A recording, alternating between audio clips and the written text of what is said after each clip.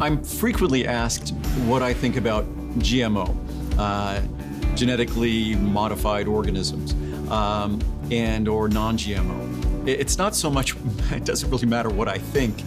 I'll try to provide just some basic facts. Frankly, most people might be surprised when I say this, but there's no harm in eating a genetically modified plant.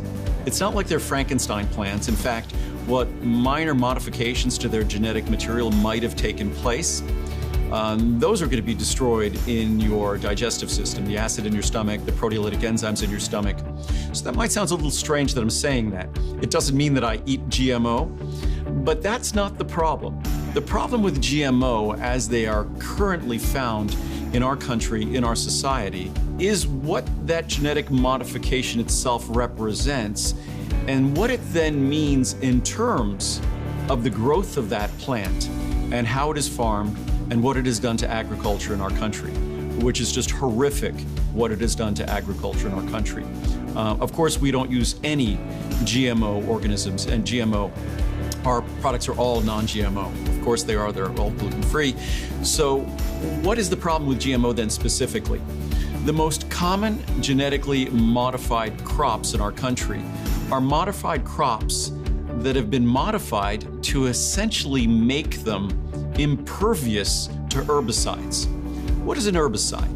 Herbicide, if you kind of take the first part of that word herb, and if you, in French, the word for grass, plant, l'herbe, L''Herbe. So herbicide is something that kills a plant. And the problem with herbicides, when you want to kill weeds, so your plants that your crop you're growing will thrive, you really want to avoid those weeds, you want to kill those weeds. Trouble is, you use that herbicide to kill weeds, it kills your plant itself, the desirable plant. So the GMO that proliferates in our society, these are genetic modifications that make these plants essentially immune or impervious to just enormously high, incredibly high levels of these herbicides. So basically, what GMO is a license to drown our fields in herbicide, to essentially create these desert fields of grain, whether it's wheat or corn or soy. So what we've done, when you're done growing that crop that was impervious to the herbicide, you basically have a desert that you've left there that maybe a few straggling resistant weeds might grow in.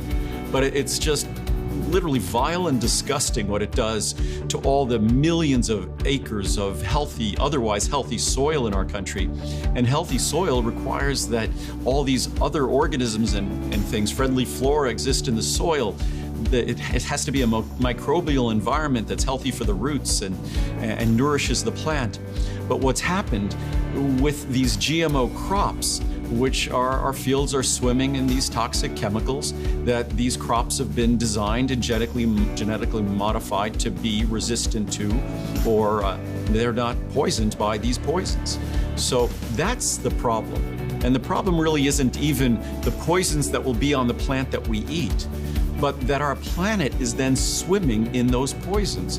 Because when you really look at the use of these chemicals, whether it's pesticides or herbicides or fungicides, to me, it is bad that we then consume them when we consume those plants.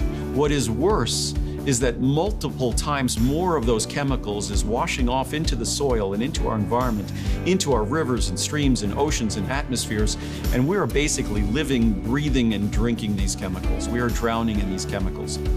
So GMO is bad, not because of a genetic modification. People think of these Frankenstein plants that we're going to eat them and somehow it's going to cause cancer in us. No, the genetic modification will never get through the defense systems in our body. The genetic modifications aren't the problem.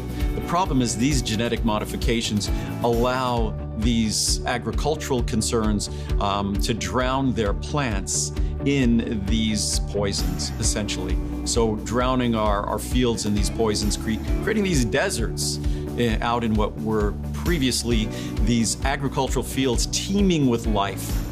When you use these chemicals, these poisons, they're no longer teeming with life. It upsets the entire balance. It used to be that farmers a century or so ago would have multiple kinds of crops being rotated throughout their fields. You can drive through areas in this country, you could drive for an hour and only see one kind of crop.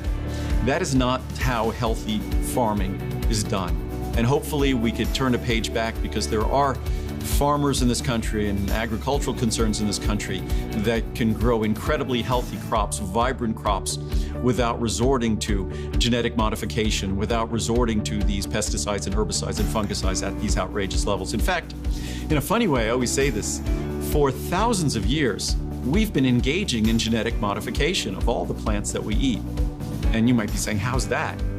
Well, if you have a garden at your house and one year you have a great crop of, say, great tomatoes or things, you might take the tomatoes from that plant and save their seeds to grow next year.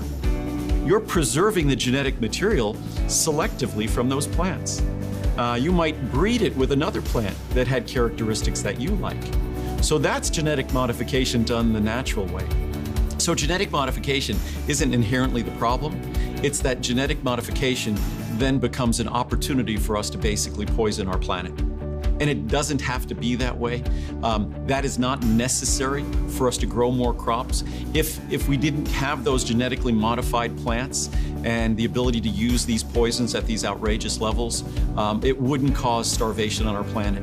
We'd have the ability to make just as much food as we need. So again, genetically modified, it's not inherently a bad thing. If there was a genetic modification that might cause resistance to frost, which people do that naturally anyhow when they look to breed plants that might have that kind of resistance, that wouldn't be a problem. The problem with the genetic modification that's most frequent in our society today is the ability to grow plants that are impervious or resistant to these horrible toxic chemicals.